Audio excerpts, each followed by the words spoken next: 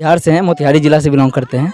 तो हमारे यहाँ भोजपुरी बोली जाती है, तो उसी का एक लाइन है जो हमारी दादी माँ हमेशा बोला करती थी कि पढ़वा लिखवा होवा नवाब, खेलवा कूदवा होवा खराब। तो वहाँ ऐसा पे मुझे लगता है अगर आप लोग फोकस करना चाहते हो स्टडीज़ पे ज़्यादा, तो आप लोग को खेलने का टाइम कम मिलेगा, जो मेरे साथ खुद हो चुका है। मैं डिस्ट्रिक्ट लेवल पे खेल चुकी हूँ स्पोर्ट्स में जिस एरिया से आप हो, अगर उस एरिया में स्पोर्ट्स की अच्छी है, मतलब कोचेज़ है, अगर आपको पेरेंट्स आपकी हेल्प कर रहे हैं, आप मैनेज कर पा रहे हो, तब तो आपको आना चाहिए। लेकिन हर इंसान नमस्कार, मैं निधि। मैं इस वक्त मौजूद हूँ जेएनयू कैंपस में और यहाँ पे चल रहा है जेएनयू ओलंपिक्स। आज जेएनयू ओलंपिक्स का दूसरा दिन है। आइए हम बात करते हैं कुछ प्रतिभागियों से जिन्होंने अलग अलग गेम्स में पार्टिसिपेट किया। चलिए आइए बातचीत करते हैं कुछ ऐसे ही प्रतिभागियों से जिन्होंने अलग अलग गेम्स में पार्टिसिपेट मेरा नाम दिलीप कुमार यादव है। आप किस डिपार्टमेंट से हो? मैं भारतीय भाषा केंद्र से हिंदी विषय में शोध कार्य कर रहा हूँ। अच्छा, आप अभी किस चीज़ में पार्टिसिपेट किया था? मैंने इसमें 100 मीटर में किया है, 200 मीटर में किया है, जेवलिंग में किया है और रस्साकसी में किया है। आप इन सब गेम में पार्टिसिपेट किए और किसी में आपने जीता? जी, मैंने जेवलिंग में फर्स्ट स्थान प्राप्त किया है। परेशानी होती है? हाँ, नहीं, ऐसा माना जाता है कि दिव्यांग है हम, मतलब हमारे सामने बाधाएं, हमें अवसर की आवश्यकता है। हमें प्रॉब्लम नहीं, हम सब कुछ कर सकते हैं। हमें अवसर दिया गया है आज खेलो भारत के तहत। हमें बहुत अच्छा लग रहा है, हम सीख रहे हैं, खेल रहे हैं और हम और आगे तक जाने का प्रयास करेंगे। आप उन तमाम लोगों के लिए प्रेरणा है, इतना आगे नहीं बढ़ पाते, जिनके पास बहुत सारी अपॉर्चुनिटीज़ होती हैं फिर भी वो नहीं कर पाते, लेकिन आप इन तमाम बाधाओं को लांग कर सबसे सीखते हुए इतना, आपको प्रेरणा कहाँ से मिलती है? हमारे पैरा ओलंपिक गेम में आजकल मेडल्स बहुत काफ़ी आ रहे हैं, आप सबको पता है। और वहाँ से हम प्रेरणा लेते हैं कि हमारे साथी कर सकते हैं तो हमें भी अवसर मिलेगा, तो हम क्यों नहीं कर सकते हैं। और उसी के तहत खेलो भारत के तहत आज जेएनयू में पहली बार जो आयोजन हो रहा है, इसके लिए मैं खेलो भारत के सभी संयोजक को हृदय से धन्यवाद करना चाहूँगा, जिन्होंने ये मुझे अवसर प्राप्त कराया, हमारे जैसे विद्यार्थियों को ये अवसर प्राप्त कराया है। तो इसलिए और हम और आगे तक, और ख़ास करके जो अभी दूर दराज के लोग हैं, जो जिनको बिल्कुल ये अवसर नहीं मिल पा रहा है, और इसी तरीके खेलो भारत के तहत योजना है कि पूरे भारत में खेल को प्रमोट करना है कैसे, तो इसी के तहत ऐसे ही हमें अवसर मिलता रहेगा तो हम सभी भारत के सभी युवा और दिव्यांगजन भारत का नाम रोशन करेंगे। सर, आप देश के युवाओं को क्या संदेश देना चाहते हो? और जैसा कि हम अभी देखते हैं, खास करके पैरा ओलंपिक में जिस तरह से मेडल आ रहे हैं, वो प्रधानमंत्री ने भी उनको काफ़ी प्रोत्साहित किया है और लोग ये सच्चे हीरो है देश के। तो आप इन पे क्या कहना चाहेंगे? बिल्कुल, मैं उनको हृदय से आभार प्रकट करता हूँ। देश के रोशन कर रहे हैं, नाम रोशन कर रहे हैं, और मैं युवाओं से यही कहना चाहूँगा कि हमें जो अवसर मिल रहे हैं हम उसका लाभ उठाएं, और हम जिस थ्रू भी हमें अवसर मिले उसका पूरा लाभ उठाते हुए हम अपने भारत का नाम रोशन करें और खेल को और आगे बढ़ाएं। आप इतने सारे गेम में पार्टिसिपेट किया, आपको इससे आगे मतलब पैरा ओलंपिक में या फिर ओलंपिक में देश के लिए खेलने का सपना रहा है, या फिर सोचेंगे आप या चाहेंगे देश के लिए खेलना? मुझे अवसर मिलता रहेगा तो मैं ज़रूर कोशिश करूँगा। देश से बड़ा कुछ नहीं हो सकता। हम देश का नाम, जो मेरे हिस्से में जो अगर देश के लिए कुछ करने के लिए मिलेगा, मैं सब कुछ करने का तैयार हूँ। Thank you sir. बात करते हैं एक और स्पोर्ट्स पर्सन से और जानते हैं उनके बारे में। आपका नाम क्या है? मेरा नाम गौतम कुमार हुआ। हम यहाँ पे जेएनयू में फर्स्ट ईयर स्टूडेंट हैं, जो रशियन सेंटर का स्टूडेंट है। हम फॉरेन लैंग्वेज से मैं अपना ग्रेजुएशन कर रहा हूँ। आप किस गेम में पार्टिसिपेट किए? सबसे पहले तो कल जब इसका ओपनिंग सेरेमनी था तो मैंने उसमें मैराथन में पार्टिसिपेट किया और मुझे 8th पोजीशन आई, रिसीव गॉट 8th पोजीशन। अभी मुझे 800 मीटर यहाँ दौड़ना है और कबड्डी में पार्टिसिपेशन है मेरा। तो आप पहली बार जेएनयू आए हैं, आपका फर्स्ट ईयर है। जेएनयू आकर कैसा लग रहा है और जेएनयू स्पोर्ट्स में कैसा है? सबसे पहले तो जेएनयू देश की सबसे बड़ी यूनिवर्सिटी है, तो ऑब्वियस है इसके लिए हमें अच्छा ही फील हो रहा है, मतलब according to every overall development. और रही बात इस गेम्स का स्पोर्ट का, तो ऐसे हम सैनिक स्कूल के स्टूडेंट हैं, तो इससे पहले हमने पार्टिसिपेशन इस समय किया हुआ था। और ये जो गेम्स जो athlete Olympic JNU Olympics organise कराया गया अखिल भारतीय विद्यार्थी परिषद के तत्वाधान में, इसके लिए इसके संयोजक बहुत बहुत धन्यवाद। और इससे मैंने देखा है हमारे मित्र जो भी अदर सेंटर से, ये जैसे यहाँ पे बहुत सारे लैंग्वेज के फॉरेन लैंग्वेज के पढ़ाई होते हैं, तो वहाँ पर मैंने देखा मेरे मित्र जो भी है बहुत सारे यहाँ पार्टिसिपेट कर रहे हैं। अभी एक साथ पूरे कैंपस में कहीं ना कहीं इवेंट चालू हैं। यहाँ पे जैसे अभी देख सकते हैं, यहाँ पे टग ऑफ वार चल रहे हैं, उधर में अभी कबड्डी चल रहे हैं, तो वही टिफलास जाइएगा तो वहाँ पे बैडमिंटन चालू है, और वहीं पे नर्मदा हॉस्टल जाइएगा तो वहाँ टेबल टेनिस भी चालू है। मतलब एक साथ जेएनयू ओलंपिक चलाया मतलब आयोजन किया गया, और ये अभी बहुत सही दिशा में जा रही है।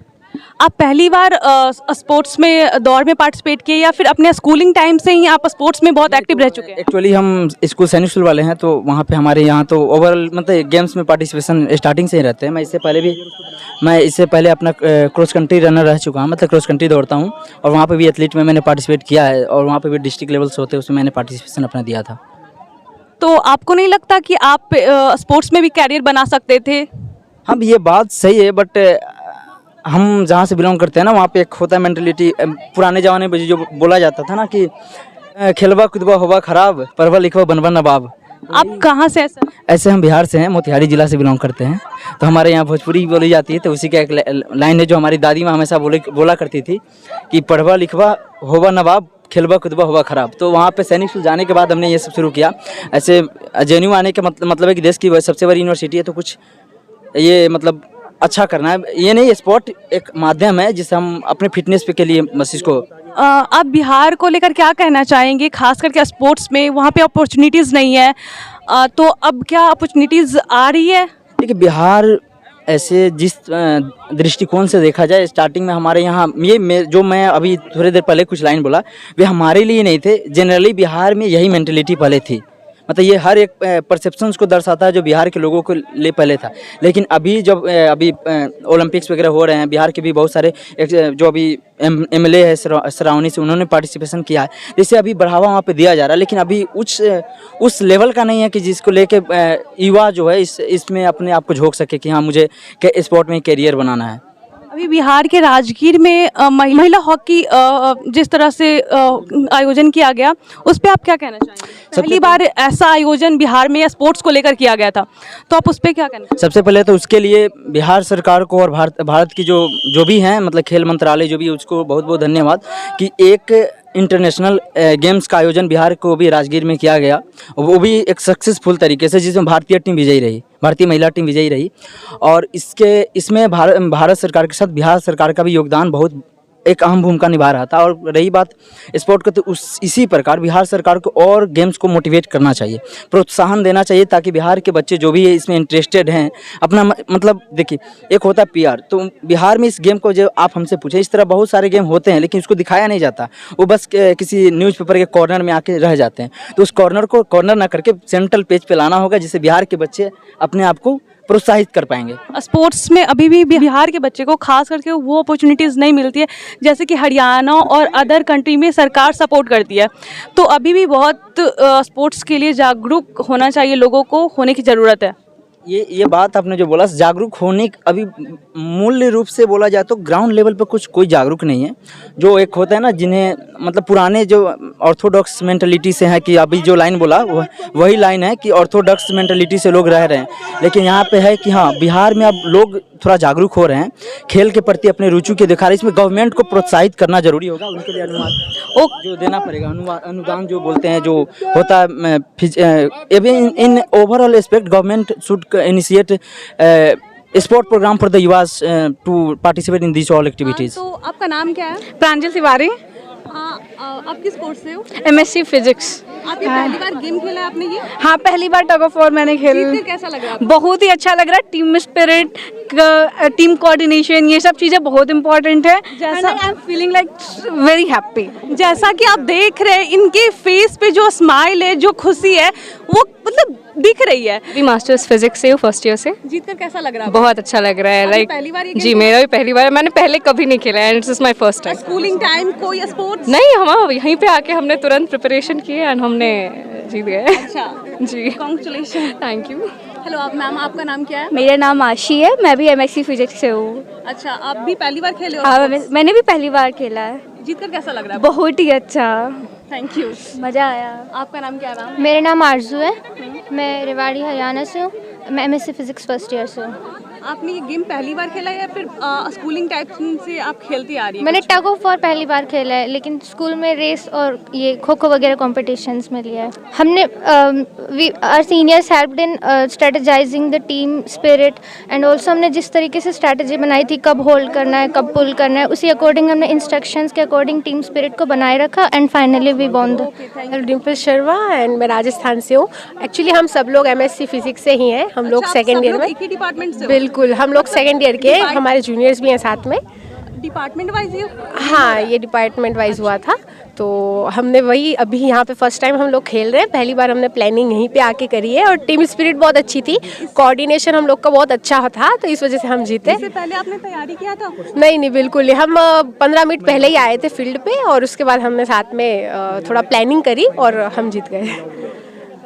नहीं, इसके पहले मैं बैडमिंटन डिस्ट्रिक्ट लेवल पे खेल चुकी हूँ, बट टग ऑफ वॉर जो है वो फर्स्ट टाइम हम लोग खेल रहे हैं, बट बहुत मज़ा आया इसमें भी। हाँ, मैं आपसे पूछना चाहूँगी, आजकल स्पोर्ट्स में जिस तरह से लड़कियाँ जैसे पीवी संधू ये सब मेडल्स ला रही हैं और फिर भी फीमेल इतनी ज़्यादा आगे नहीं आ रही है स्पोर्ट्स में जितना अभी भी मेल है, तो आप इस मुद्दे पे क्या कहना चाहोगे?